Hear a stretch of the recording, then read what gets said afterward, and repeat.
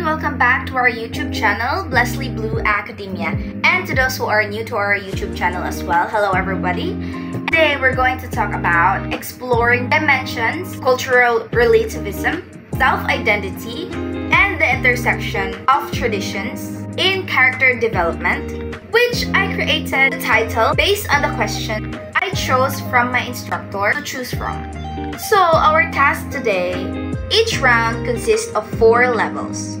And we are required to choose one question of each levels. There are 4 rounds in the activity, which is Novice, Intermediate, Advanced, and Expert.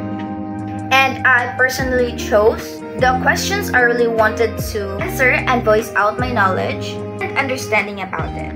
One of my resources for my defense was the Ethics of 2022 edition, certified by the government's General Education of the Philippines, JED, and amazingly, one of the book writers were my instructor himself, Mr. Winston Gallinero. So, let's dive in. Alright, so we're going to discuss the further details of each of the questions that I chose from the questions that were provided on each round.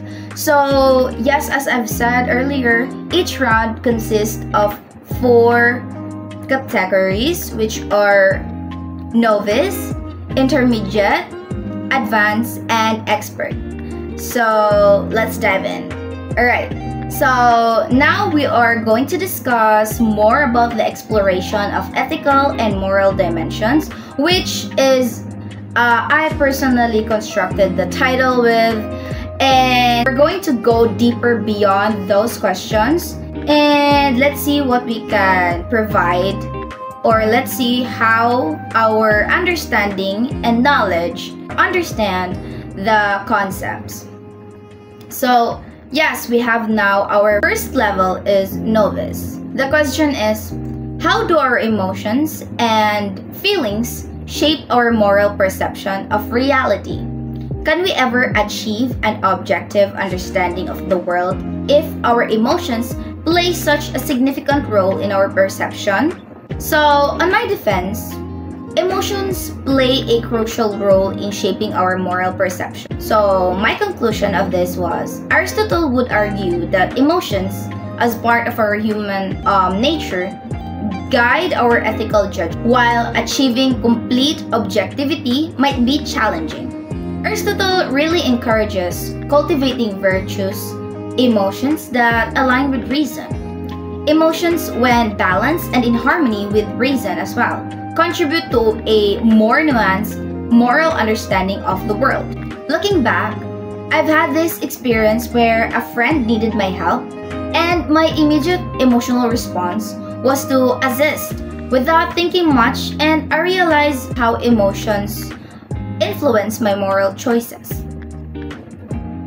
Aristotle would say our emotions are like guides, shaping our moral compasses. While objectivity may be tough, understanding our emotional landscape can help navigate towards a more balanced perspective.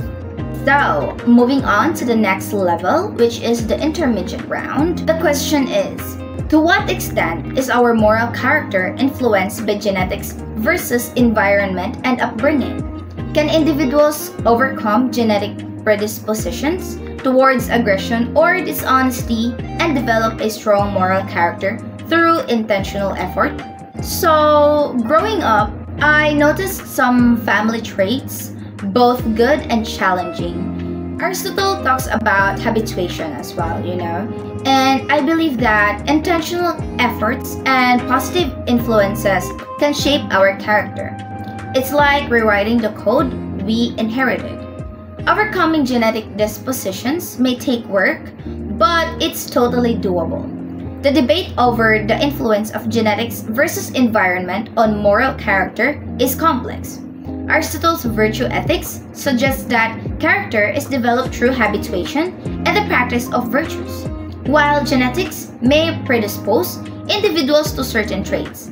Intentional efforts and environmental influences can shape moral character.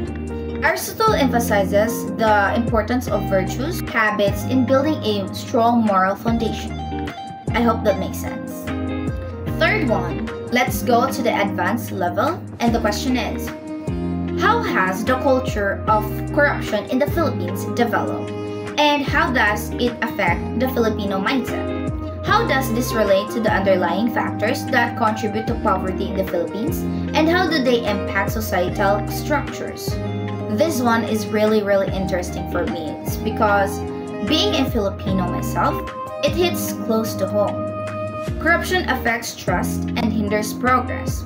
Aristotle's virtue of justice aligns here. Addressing corruption means rebuilding trust and justice.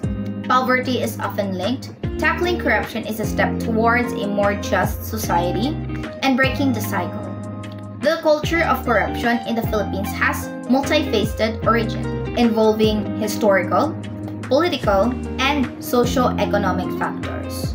So corruption erodes trust and justice, contributing to societal challenges. Addressing corruption is crucial for fostering a just society, breaking the cycle that perpetuates poverty and impacts the overall structure of the community. And the very last one is the expert round. So the question is, how does the concept of telos, or ultimate end, play a role in determining what actions are morally right or wrong according to Aristotle's virtue ethics?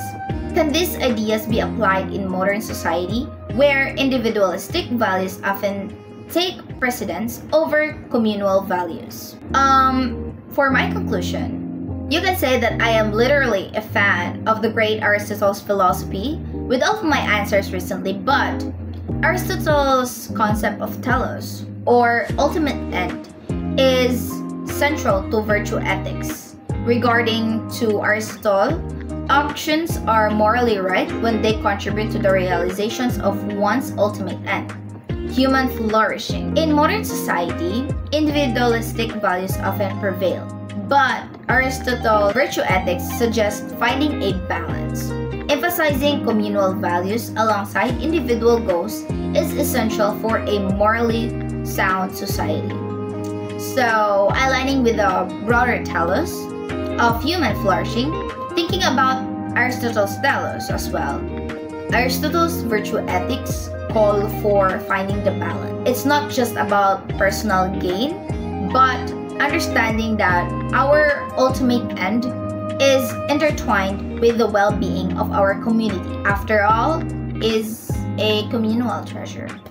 So, we already covered all the 4 questions that we chose from the options that our instructor has given us, or has given me for my activity.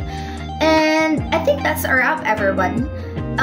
Thanks for joining us in this deep dive into moral dimensions of understanding more about ethical behaviors of humanity. We've explored thought-provoking questions as well across different levels of complexity, from the novice level where we really delved into the role of emotions in shaping our moral perception, to the expert level where we discuss Aristotle's concept of telos and its relevance in today's society.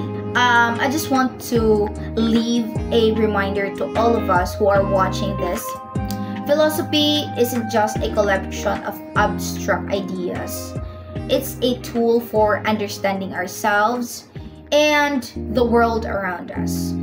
I hope these discussions have enlightened you or enlightened everybody, even me myself, and gave spark for some contemplation and reflection. If you enjoyed this journey through moral explanation, don't forget to hit the like button, subscribe to Blesslyblue Academia to really help flourish and bring this YouTube channel up to the next level, and share your thoughts in the comment sections. And also a special shout out to Mr. Winston Gallinero for his incredible contribution to our discussion as well.